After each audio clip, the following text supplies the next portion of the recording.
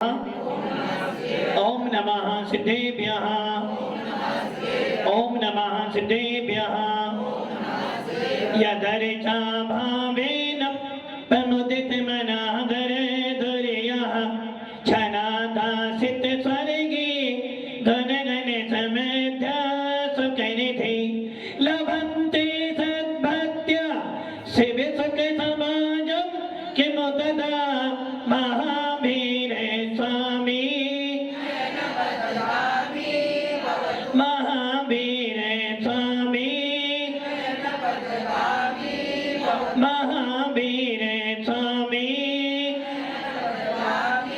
गुरुवः पंथनो नित्यं ज्ञान दर्शन नाहिगा चारित्रानं गंभीर मोक्ष मार्ग उपदेशका पंच परमेश्वरी भगवान की एक राधिनाथ भगवान की अंतिम सत्संगपति भगवान महावीर स्वामी की आचार्य श्री कुंद कुंद भगवंत की आचार्य श्री विमल सागर जी महाराज की आचार्य गुरुदेव सन्मति सागर जी महाराज की 3,9 करोड़ मणि राजों की द्वादशांगिन वाणी माता की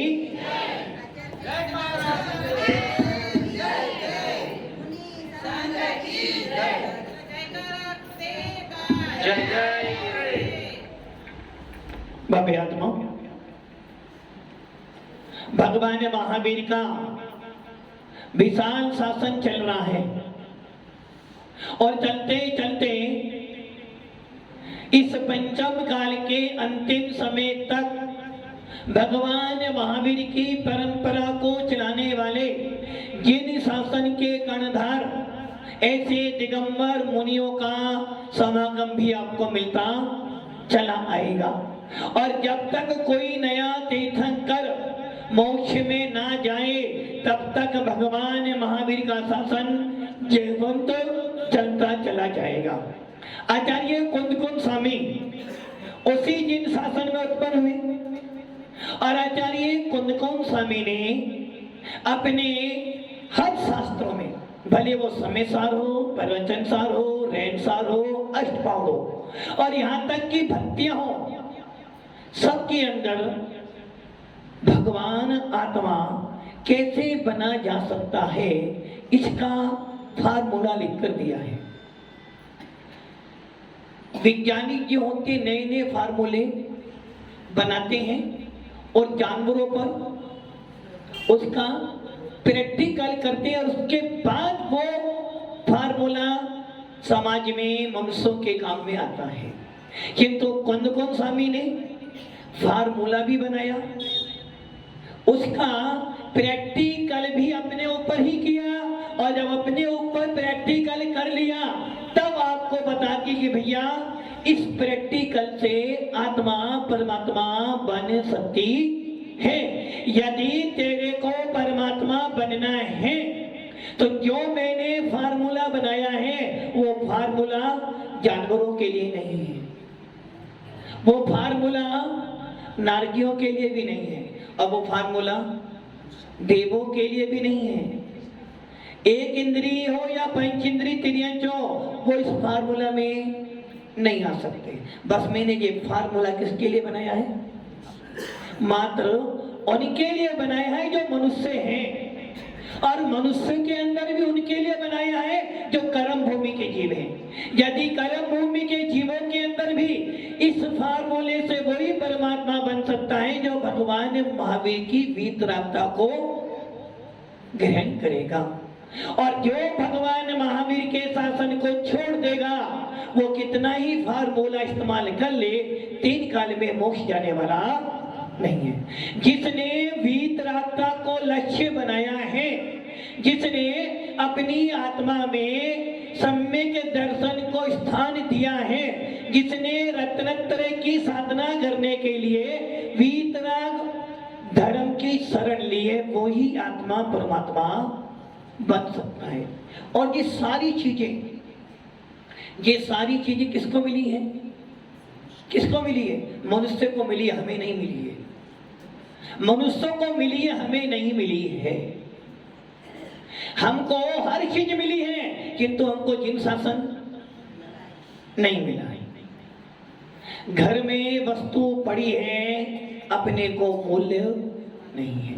वही हाल यहाँ है कि जिन शासन मिला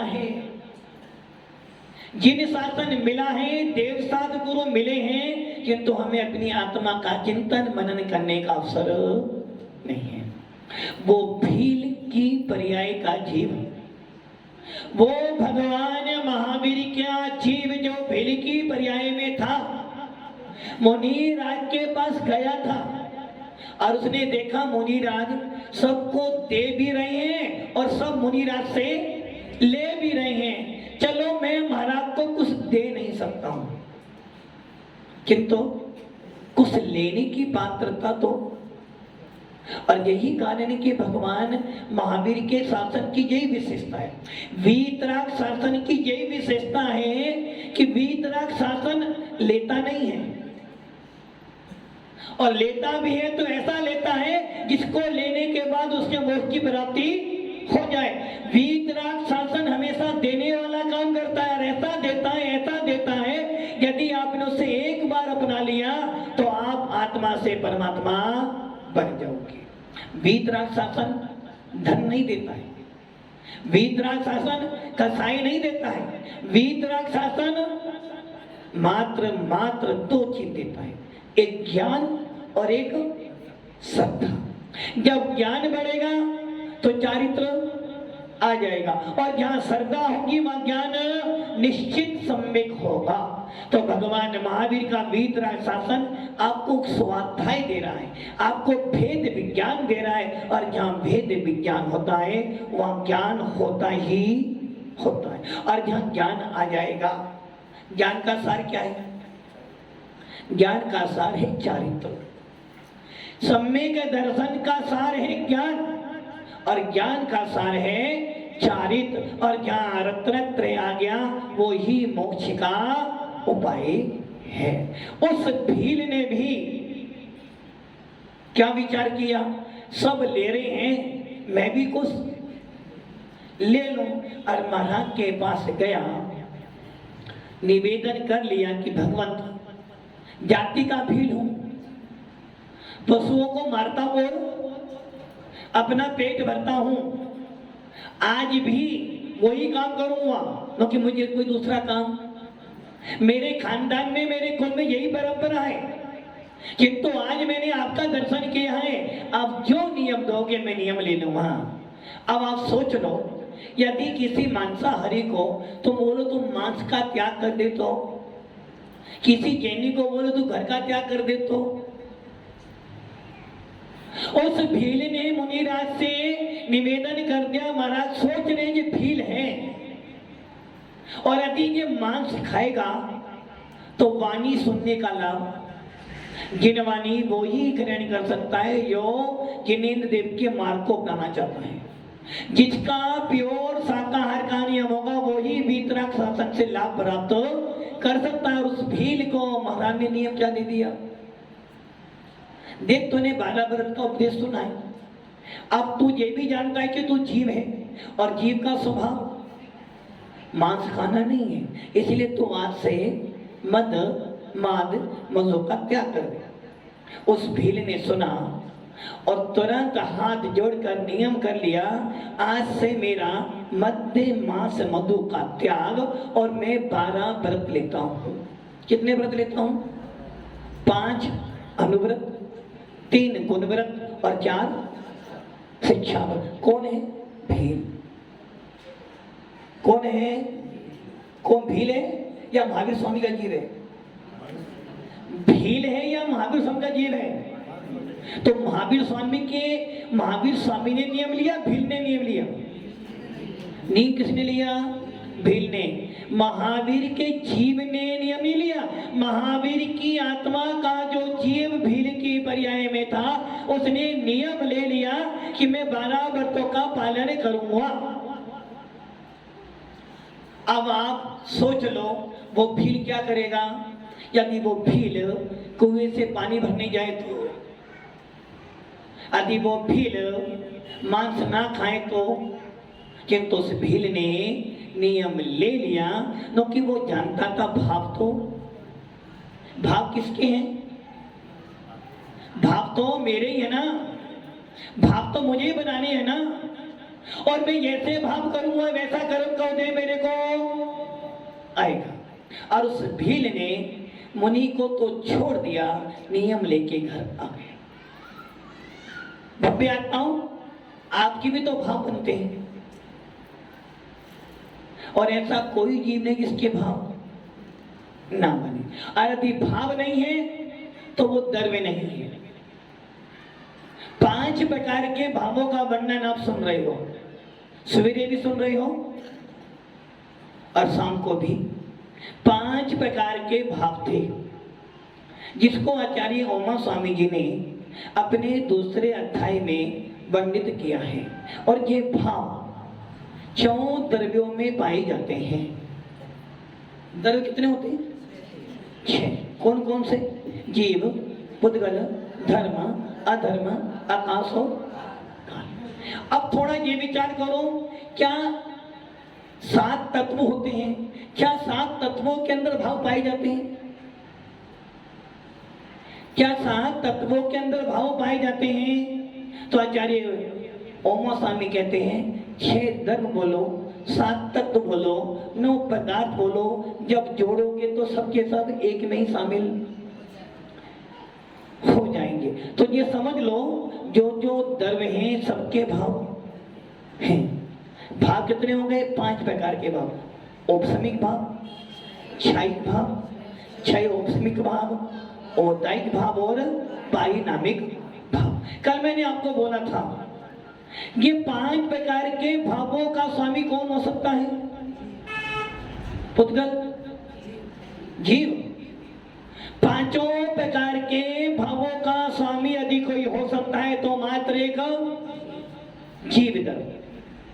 किंतु जीव दर 5 भावों का स्वामी होने के बाद भी पुद्गल, धर्म, अधर्म, आकाश और काल ये कभी 5 भावों के स्वामी।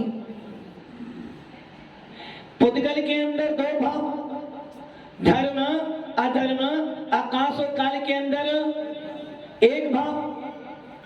अब ये सोचो, पुद्गल के अंदर 2 भाव पाए जा रहे हैं, जीव के अंदर 5 भाव पाए जा सकते हैं, धर्म, अधर्म, आकाश, काल के अंदर मात्र 1 भाव। जो कि धर्म, अधर्म, आकाश और काल ये कभी अशुद्ध नहीं होते हैं। ये चारों द्रव्य कैसे हैं?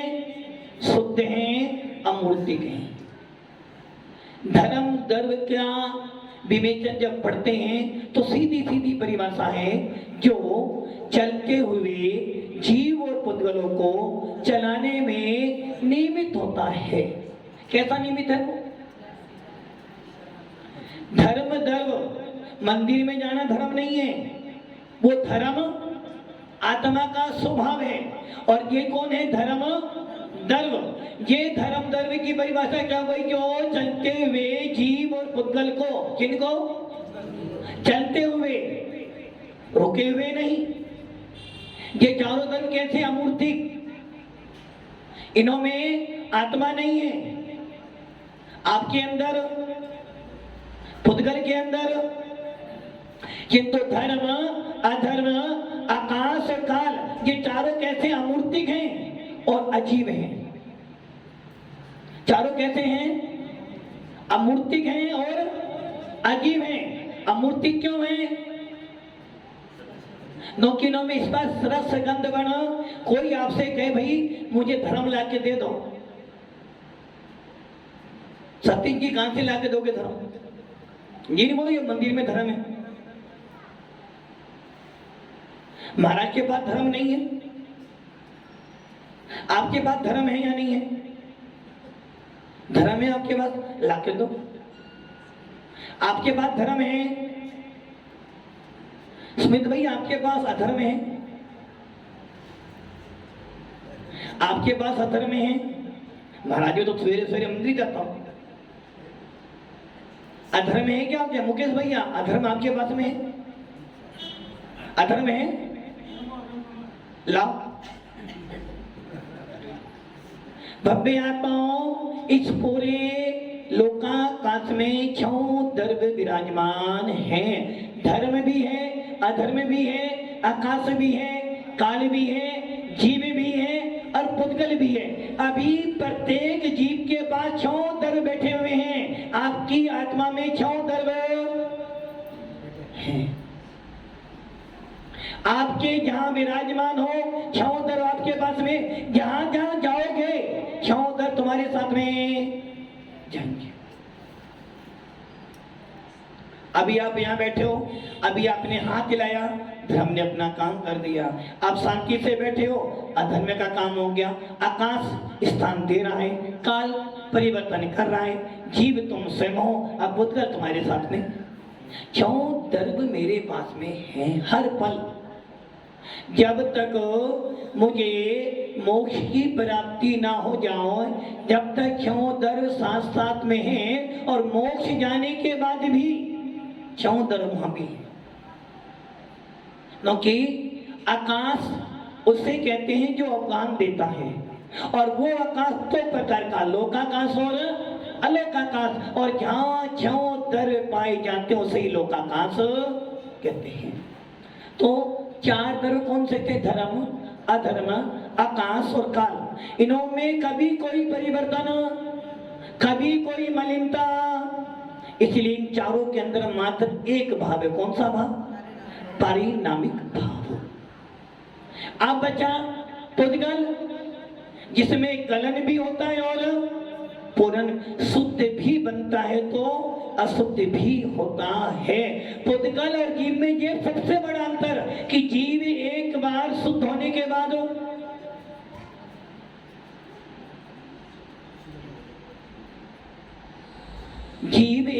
शुद्ध होने के बाद अशुद्ध हो सकता है। हो सकता है क्या? जीव एक बार शुद्ध हो जाए तो कभी अशुद्ध, और पुद्गल जितनी बार भी शुद्ध कर लोगे उतनी बार फिर अशुद्ध। एक परमाणु जिसका दूसरा विभाग नहीं हो सकता है, ऐसा एक परमाणु शुद्ध है, किंतु यदि वो चाहे तो वो वापिस स्कंद अशुद्ध बन सकता है। किंतु जीव धर्म एक बार शुद्ध हो जाने के बाद कभी अशुद्ध। तो पुद्गल के अंदर कितने भाव हो गए? 2 भाव। पहला भाव औदायिक भाव, दूसरा भाव पारिणामिक भाव। और जीव के अंदर 5 ही भाव पाए जा सकते हैं। अब देखना यहाँ पर ये है कि 5 प्रकार के भावों में से कल भी आपने सुना था, सबसे पहला भाव कौन सा था? औपसमिक भाव। ये भाव क्या कह रहा है? ये भाव बार बार आपको संबोधन दे रहा है। भाव किसका है? औपसमिक भाव किसका है? आपका ही है ना, जीव द्रव्य का ही है। वो औपसमिक भाव कह रहा है यदि संसार सागर से गिरना चाहता है, यदि संसार सागर से पार होना चाहता है, तो मेरे बिना तो नहीं हो सकता है। कल आपने सुना था साहब। औपसमिक भाव क्या कह रहा है? यदि तो परमात्मा बनना चाहता है तो मेरे बिना तेरा रास्ता शुरू होने वाला। यदि तो मोक्ष जाना चाहता है तो जैन कुल में तो आना पड़ेगा। बिना जैन कुल के तुझे मोक्ष होने वाला। यदि कोई तुमसे पूछ ले पूरे विश्व में जैन व्यक्तियों का इतना गौरव क्यों होता है, जैन शास्त्र इतना विशाल क्यों है? क्योंकि भगवान महावीर कह रहे हैं जब भी मोक्ष मिलेगा, जब भी कोई परमात्मा बनेगा तो जिन शासन से ही बनेगा, इसके बिना नहीं बन सकता। वैसे ही औपसमिक भाव भी कह रहा है यदि तुझे सम्य दर्शन प्राप्त करना है, यदि तुझे रत्नत्रय प्राप्त करना है, यदि तुझे देशवर्ती महावर्ती बनना है, और यदि तुझे सहयोग केवली अयोग केवली बनना है, यहाँ तक कि तुझे मोक्ष भी जाना है, तो मेरे बिना तेरी यात्रा। इसलिए सबसे पहले कार्य दिया है औपसमिक भाव। कौन सा भाव? औपसमिक भाव। और सबसे कम जीव कौन से हैं? सबसे कम कौन से जीव हैं? औपसमिक भाव वाले। इसके बिना रास्ता नहीं खुलने वाला। और ये भाव कह रहा है क्या करना आपको? जो भाव कर्मों के उपशम से उत्पन्न होता है, जो भाव कर्मों के उपशम से उत्पन्न होता, अथवा जिस भाव में कर्मों का उपशम निमित्त हो, उसे कहते हैं औपसमिक भाव। नंबर 2 पे था क्षायिक। क्षायिक वाले ये कितने हैं ऑप्शन के? ज्यादा हैं। और जिस प्रकार अब देखो औपसमिक भाव के बाद औपसमिक भाव पहले नंबर पर आया, दूसरे पे क्या रखा? क्षायिक। क्यों रखा? उदाहरण दिया था, एक गिलास में पानी था और वो पानी एकदम निर्मल है, आपने अलग रख दिया। और एक गिलास में पानी आपने और भरा, उसमें मिट्टी मिली हुई थी और आपने वो गिलास का पानी लिया, जमीन पर रख दिया। क्या हुआ? सारी मिट्टी दब गई। ये क्या हुआ? दोनों में साफ पानी है, दोनों में साफ पानी है। सोच लो एक बात, एक पानी में बिल्कुल निर्मल पानी रखा, साफ पानी, छना पानी एकदम, बिल्कुल भी मिट्टी नहीं है। और एक गिलास में पानी मिट्टी वाला था, आपने रख दिया, 10 मिनट के बाद देखा सारा मिट्टी। अब बताओ दोनों दोनों गिलास का पानी कैसा है? सोच लो एक बार, कुछ बोल रहे हैं पंकज जी। एक गिलास प्योर फिल्टर पानी है, फिल्टर गंगा जल जैसा फिल्टर एकदम, और एक गिलास ऐसा पानी है जो फिल्टर नहीं हुआ है किंतु सारी मिट्टी नीचे बैठ गई है। बोलो दोनों पानी कैसे हैं? अलग। दोनों पानी कैसे हैं? दोनों पानी, एक गिलास जो साफ पानी वाला वो साफ पानी वाला है, दूसरा गिलास जिसमें पानी मिट्टी वाला था आपने रख दिया, थोड़े समय के बाद मिट्टी नीचे दब गई, ऊपर कौन सा पानी है? पानी है ना। दोनों पानी में अंतर है, दोनों पानी में अंतर है क्या? दोनों पानी में कोई अंतर नहीं है। गिलास में जो निर्मल पानी था, साफ पानी था, वो भी साफ पानी है। इस गिलास में भी पानी साफ है, किंतु मल सारा नीचे बैठ गया है।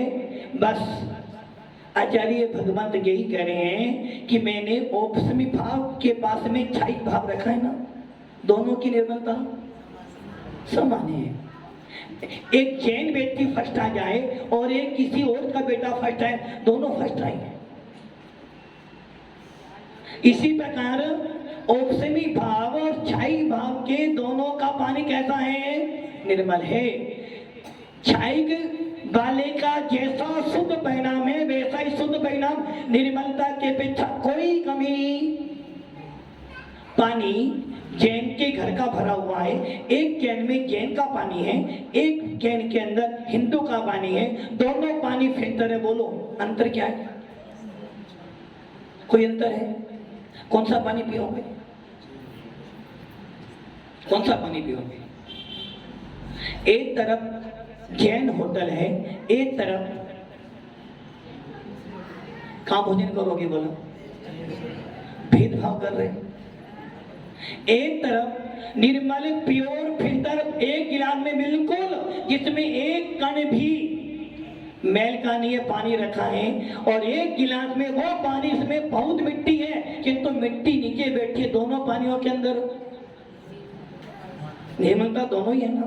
पेट से आचार्य कह रहे हैं औपसमिक भाव और क्षायिक भाव, दोनों भावों में निर्मलता दोनों की एक जैसी है। दोनों की निर्मलता एक जैसी है। इतना जरूर है कि क्षायिक का काल लंबा काल है, क्योंकि क्षायिक वाला अब कभी मलिन नहीं होने वाला। जिसने एक बार क्षायिक भाव को प्राप्त किया है वो जीव कभी भी चौथे गुण स्थान से नीचे तो, और औपसमिक वाला भाव चौथे में बैठा तो है, किंतु हुआ क्या? निर्मल पानी था, नीचे मिट्टी बैठी थी, थोड़ी सी बाहर से क्या आई? हवा आई, गिलास हिला और मिट्टी पानी। वैसे ही औपसमिक भाव निर्मल है, क्षायिक भाव निर्मल है, दोनों की निर्मलता के अपेक्षा कोई अंतर नहीं निर्मलता होने के बाद भी एक ने डू एंड डाई पूरा काम कर दिया। औपसमी वाला निर्मल भाव बना तो रहा है, सोच रहा है यदि ऐसा करूंगा तो सारी संपत्ति छोड़ तो दी है, विकल्प तो नहीं है सुमित भैया, विकल्प नहीं है, किंतु जैसे ही घर जाऊंगा तो विकल्प उत्पन्न। दुकान मेरे लिए नहीं है, परिवार मेरे लिए नहीं है, किंतु जैसे ही दुकान पर गया तो याद आ गया कि हाँ 2 मोबाइल भी चार्ज करने हैं। और छाई वाला क्या कह रहा है, 2 हो 100 हो 500 हो, मुझे मोबाइल चार्ज, वो वाला मोबाइल नहीं। तो बस औपसमी भाव और छाई भाव के परिणाम निर्मल हैं, किंतु निर्मल होने के बाद भी एक के अंदर अभी खतरा बना हुआ है, एक के अंदर बिल्कुल खतरा नहीं है। छाई वाला भाव कभी भी चौथे से नीचे नहीं आएगा, और औपसमी वाला यदि वो कार में गुणस्थान में चला जाए, क्योंकि औपसमी भाव का गुणस्थान कहां से है, चौथे से लेकर 11वें तक। छाई का गुणस्थान कौन सा है, चौथे से लेकर सतीश जी सिद्ध शिला तक नहीं, सिद्ध शिला तक तो नहीं है। जिस थाली में खाते हैं उसके तो इज्जत रखो, साकू तुमने पढ़ा। साइक भाव सिद्ध शिला तक नहीं है, चौथे गुणस्थान से लेकर सिद्धों तक है। सिद्ध शिला में तो एक निजी भी बैठा हुआ है। छाई का भाव कहां से है, चौथे से लेकर सिद्धों तक, गुण स्थानातीत, अर्थात अशुद्ध जीव से लेकर शुद्ध जीव तक। औपसमिक भाव अशुद्ध जीव में ही है। औपसमिक भाव पहले गुण स्थान से लेकर 12वें गुण स्थान तक है। औदायिक भाव पहले से लेकर 14वें गुण स्थान तक है। और पारिणामी भाव पहले में भी है, 14वें में भी है, और सिद्धों के अंदर भी। औपसमिक वाला भाव 11वें में पहुंच भी जाए तो भी नीचे आए जरूरी नहीं है, नीचे आए कि तुझे जरूर है, उसको कहीं भी जाएगा वो खतरा उसका बना हुआ है। जब औपसमी भाव चौथे से 11वें में है, और 11वें में जाने के बाद भी उसको परमिट नहीं मिलने वाला मोक्ष जाने का। और छाई वाला जीव चौथे गुणस्थान में भी आ जाए तो चौथे गुणस्थान में आने के बाद भी अधिक से अधिक 4 भाव में तो उसे मोक्ष जाना है। अब 6 औपसमी भाव वो कहां तक था, पहले से 12वें तक। वो क्या कह रहा है, देख भैया औपसमी वाला कहता मोक्ष में जाना है ना मोक्ष में, तो सबसे पहले मेरा हाथ पकड़। जैन बनना है तो मंदिर तो आदि घर में कोई संतान पैदा हुई, सबसे पहले कहां जाओगे, पहले जैन बन। वैसे ही औपसमी कह रहा भैया आत्मा को जानना है, मिथ्यात्व को तोड़ना है, दूर करना है, तो सबसे पहले मेरे से दोस्ती कर। भले ही मैं तुझे गिरा दूंगा कि तुम मेरी दोस्ती के बिना तू आगे, मेरे साथ के बिना तू आगे नहीं बढ़ सकता। तो सबसे कम जीव कौन से, औपसमी वाले, जो कि उसका काल अंतर्मुक्त है। उसके ज्यादा छाइक वाले हैं, और छाइक भाव एक बार मिल जाए तो कभी नष्ट होने वाला। नंबर 3 पे 6 औपसमिक, वो कह रहा है दोस्त तो तेरा हूं, किंतु मैं ऐसा दोस्त हूं यदि तू पुरुषार्थ करे तो छाई बरात कर ले, नहीं तो नीचे आ जाओ। और औदाई भाव कह रहा है देख भैया मेरे से कोई काम मत करना, मैं तो सिर्फ फल देता हूं। क्या देता हूं, तूने मेहनत की, मैंने फल दिया।